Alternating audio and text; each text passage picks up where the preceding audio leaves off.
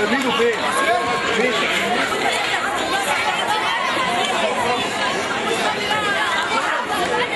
كابتن يا كابتن استنى يا فندم، انت يا كابتن استنى. ما تعديش استنى.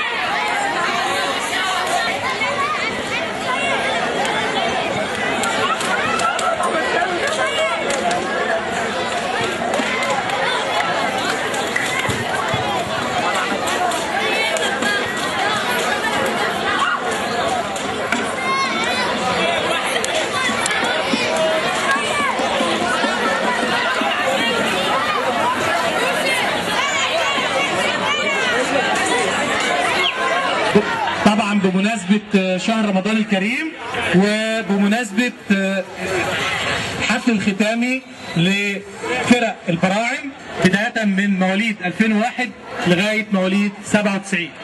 بنرحب بالسادة الضيوف السيد دكتور عمرو عبد الحق رئيس مجلس إدارة نادي النصر. بنرحب بالسادة أعضاء مجلس إدارة نادي النصر. كابتن جيدو، تحية كبيرة لكابتن جيدو. مدام ريهام روما، تحية كبيرة.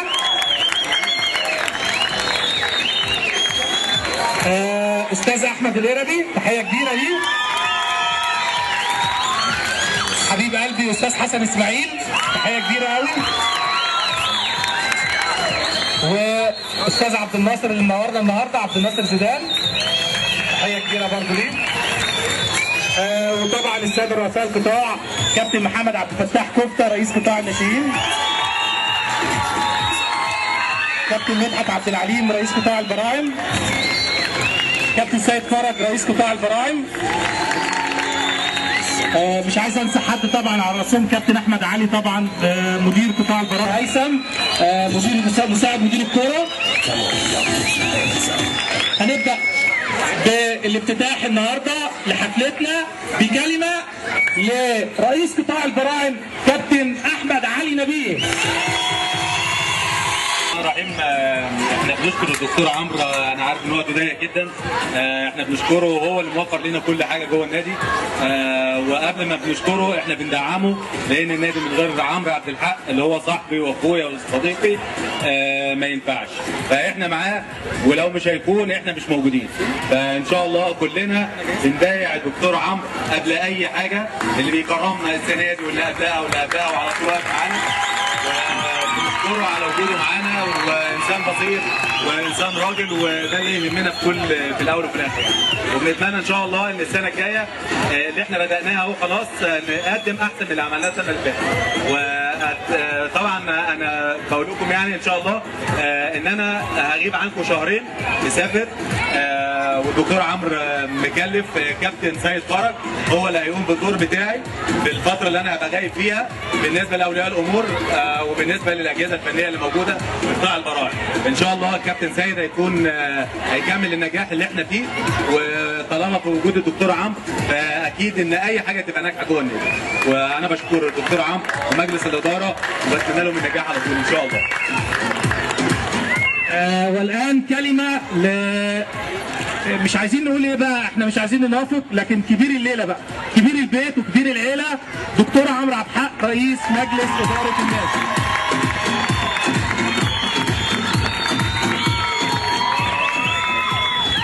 بسم الله الرحمن الرحيم، كل سنه وانتم طيبين كلكم.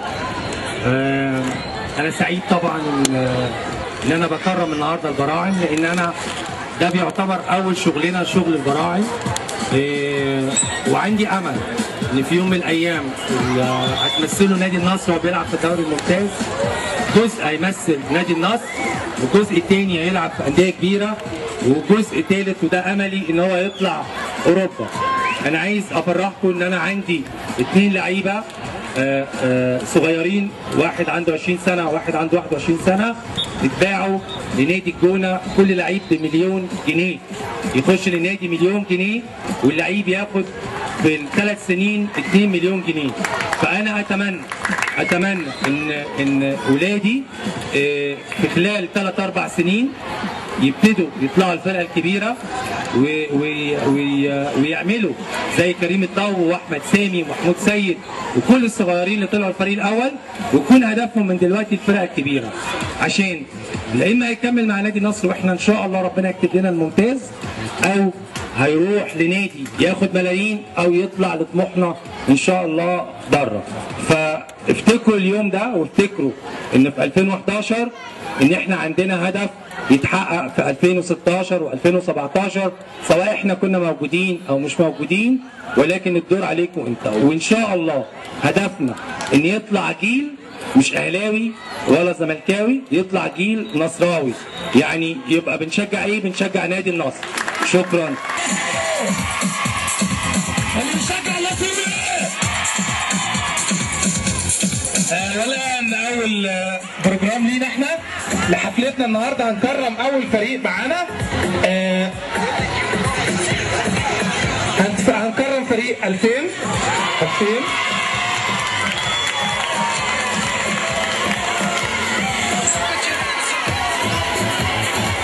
اللي هيسمع اسم اولاد جهازه. انا عايز فريق 2000 ينزل لي تحت هنا كده، نوسع لهم مع الاداري بتاعهم يا جماعه لو سمحت. الاداري شباب بنظام بالراحه يا شباب، بالراحه يا شباب.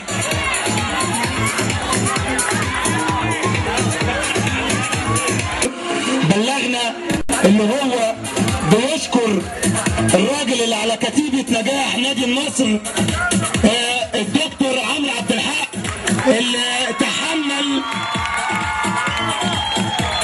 انا اقول موقف في نص دقيقه.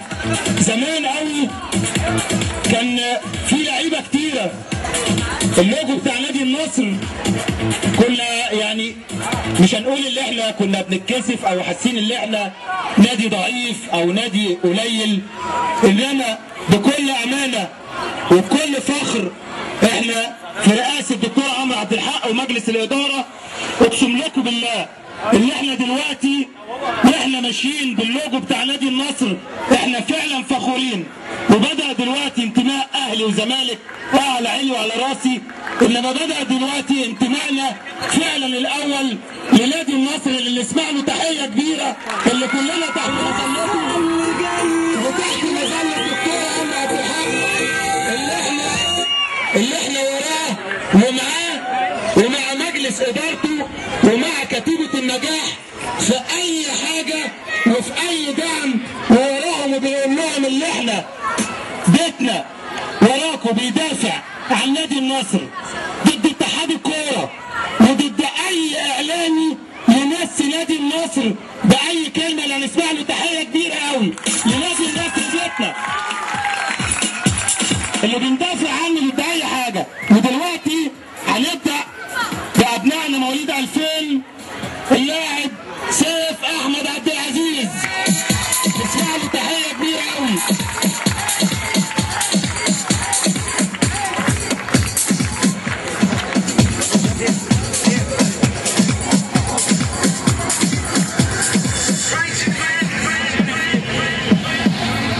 عبد الرحمن محمد تاج الدين،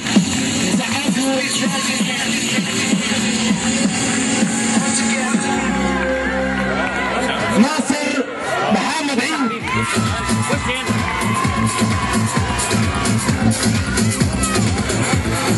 سيد عبد الفاروق، تعالى كده شويه يا محمد. بص يا حبيبي، يوسف وليد سيد،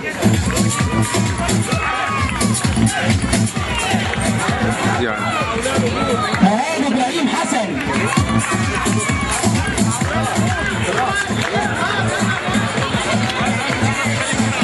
حمدي احمد ابراهيم،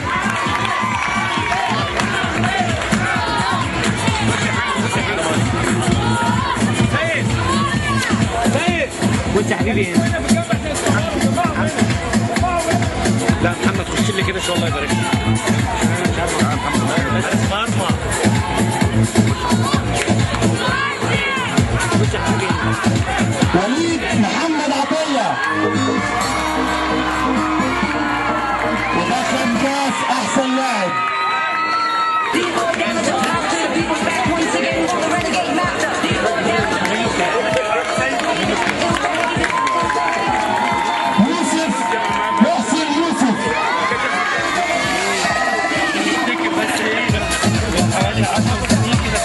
على فكره شباب وليد محمد عطيه هو خد الجائزه بتاعته، واحنا كنادي بيكرمه ان هو خد احسن لاعب.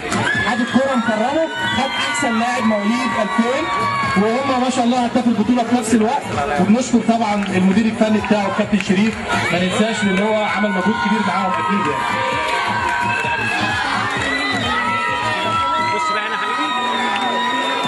مصطفى محمد سعد.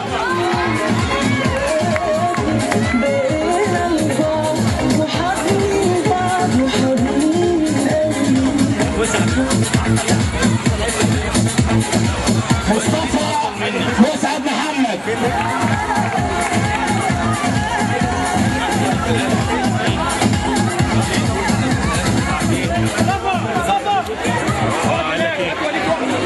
عادل نبيل ابو طالب. لازم يصفروه مش هيعملوا كده معانا. بص يا حبيبي محمد طارق رشاد. تحيز مني يا جماعه. بص يا بابا. شهاب كمال مصطفى.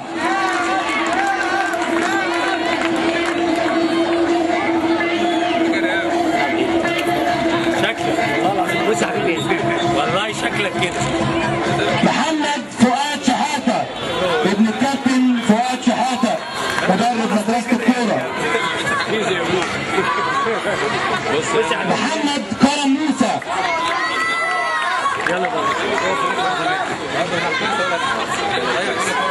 عبد الرحمن محمد عزت.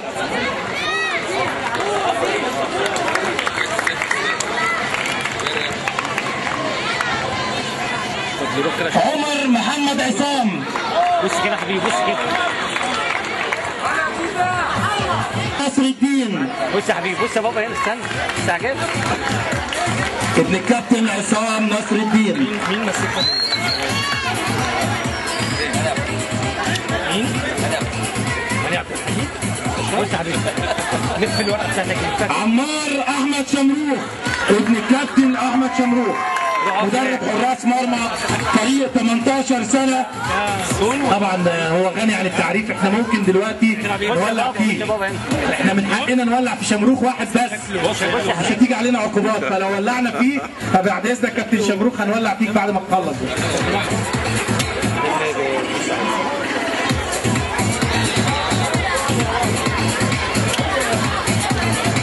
عمار ابراهيم حسن. ابراهيم حسين. اسمك ايه؟ بص يا كابتن. بص كده يا حبيبي. عبد الرحمن محمد حسن.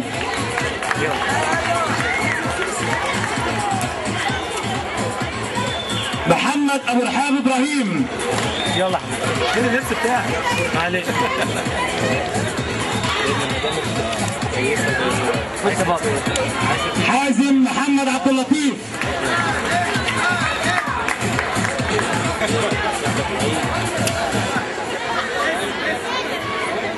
مصطفى حسين عبد الفتاح ابن الكابتن حسين عبد الفتاح مدرب مدرسة الكورة.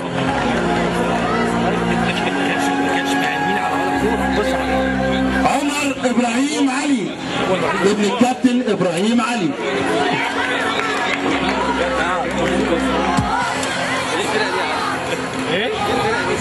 مؤمن اشرف علي.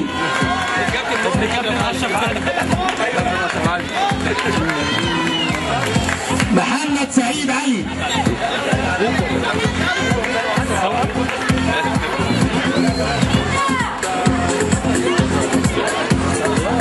عبد الرحمن محمد شوقي.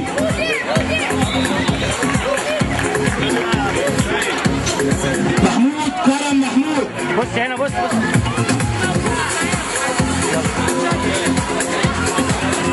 يلا سراج. يلا سراج. يوسف خالد عبد الفتاح. انت محمود كرم؟ كابتن كاميرا بتصور.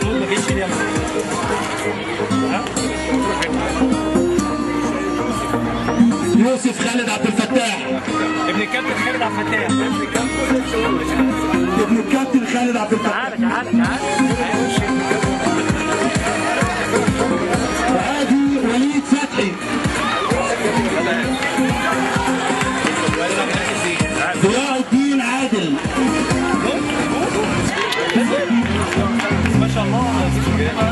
بص يا حبيبي. مصطفى نبيل عواد.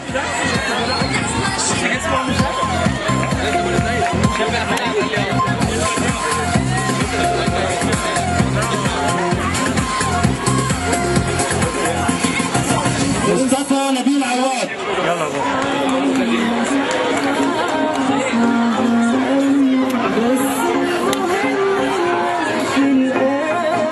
عبد الرحمن عبد القادر. طبعا عبد الرحمن كلنا عارفين يا اولاد، هو واخد احسن حارس مرمى برضه فريق 2000. طبعا بنهني كابتن احمد علي، بنهني المدير الفني بتاعه، طبعا هو اكتر واحد المفروض يبقى فرحان بيه. كابتن شريف برضه بنقول له مبروك، 2 ولادك احسن حارس مرمى واحسن لاعب. ده بيدل على نجاح المدرب على فكره يا جماعه. طبعا الجهاز الفني سيف الدين عصام.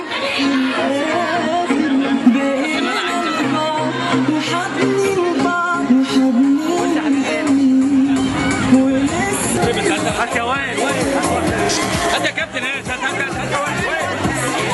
يلا يا كباتن، يلا يا كباتن، يلا يا كباتن.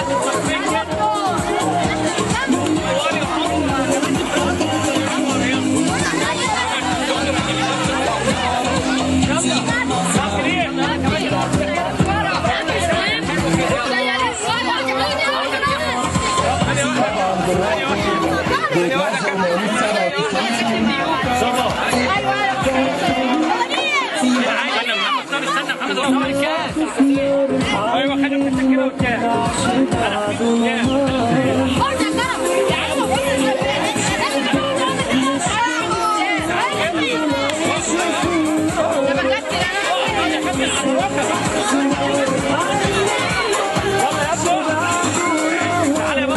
طبعا كان اللي بيدربه كابتن شريف عبد الرحيم مدير فني، والكابتن تامر عبده مدرب، كابتن كريم جمال مدرب، وكابتن عماد ندى.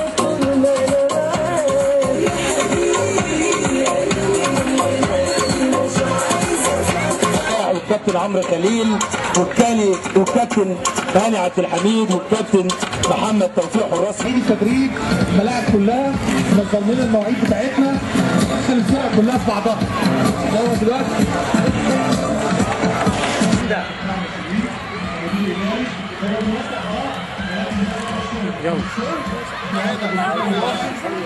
يا عم بس كده عرضات ازياء متواصله، براعم ناشئين فريق اول. طبعا بنتمنى ان شاء الله باذن الله لكل البراعم ان شاء الله ان هم يبقوا على المستوى اللي مطلوب، واتمنى ان شاء الله باذن الله ان الفريق اللي يصعد ان شاء الله يبقى جدير بقطاع الناشئين باذن الله. نشكر حضرتك جدا، وان شاء الله هيبقى لنا لقاء ثاني في اخر طبعا انا ما بحبش اتكلم في الكلام دوت، ولكن زي ما قال اخويا الكابتن احمد علي، طبعا كلنا كقطاع ناشئين وقبل اي حاجه كلنا بندعم الدكتور عمرو عبد الحق ومجلس الاداره، واتمنى ان شاء الله باذن الله ان يوفقوا السنه دي لدوره قادمه ان شاء الله، ومزيد من الانجازات للنادي النصر ان شاء الله باذن الله. شكرا يا كابتن كوكا، هو قال خير الختام، هو ده اهم حاجه، دعمنا كلنا لمجلس الاداره الحالي ومجلس الاداره المنتخب باذن الله. سعيد جدا.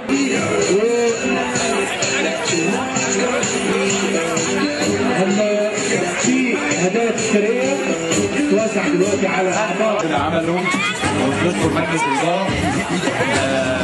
واقل حاجه دلوقتي هنقدمها لهم حاجه بسيطه جدا، على قد المجهود اللي الناس تعبت معانا فيه طول السنه، فهنقدم حاجه بسيطه ان شاء الله، ونتمنى لكم النجاح. وكل ولادنا في البراعم بيشكروا مجلس الاداره على التعب السنه كلها. ان شاء الله يكون السنه الجايه باذن الله اللي بدأناها معاكم تكون كلها خير، تكون كلها نجاح باذن الله. الكابتن عبد الحميد هيتفضل يقدم المجلس. يا ريت دكتور عمرو عايزين حضرتك. حارس مرمى هو جه متاخر الحقيقه، بس احنا بنحييه، زمايله كلها تسقف له. زياد اشرف نسقف له سقفه كبيره. دكتور عمرو بعد اذنك. الكفاح والنجاح اللي هم تعبوا معانا جدا السنه دي. قبل الكتيبه وقبل مجلس الاداره هنقول الجند المجهول اللي هو فعلا شيخ العمال في نادي النصر، عم ابو هشام ابو اليزيد.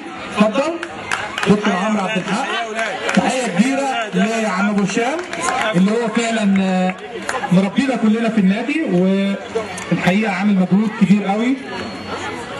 بنحييه وبنقول له كل سنه وانت طيب. كاس نعتبره درع او كاس كابتن احمد علي بيديهوله. استاذ احمد القربي اتفضل.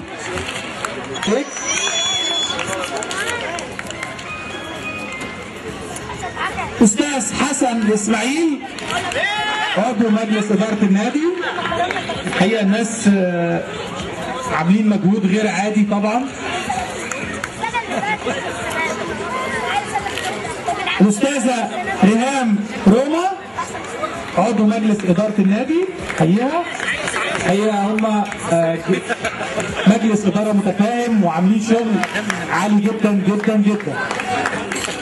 برضو درع مقدم من كابتن احمد علي لضيوفنا رؤساء القطاع في النادي. كابتن محمد عبد الفتاح كفته مدير فني قطاع الناشئين. تحيه كبيره كابتن كفته. كابتن هلال الهادي الشهير بهيثم مساعد مدير الكره لقطاع الناشئين.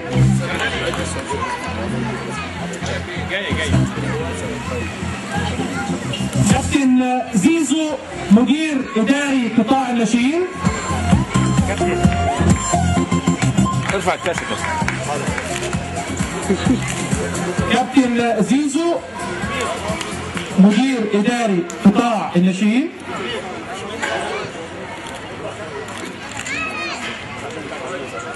استاذ شريف طبعا الجندي برضه مجهول في النادي، مدير الامن الحقيقه اللي هو عامل شغل كبير قوي.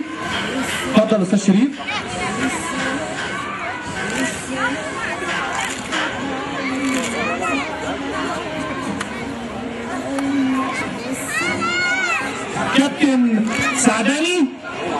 كابتن سعداني برضو الراجل مسؤول عن الملاعب في النادي. بنهنيه وبنهني محمد سعداني اول الناجحين في مجلس الاداره ان شاء الله، عقبال بقيه المجلس باذن الله اللي احنا كلنا بنساندهم. لا دي حاله نفسيه بس. كابتن اشرف حامد مدير اداري الفريق الاول في نادي النصر. الحقيقه شعله نشاط في نادي النصر وفعلا من انجح الاداريين في النادي والناس كلها بتتعلم منه. كابتن هاني امين واحنا بنقول له الحمد لله على السلامه لمرضه، هيستلم عنه الكاس كابتن مدحت عبد العليم.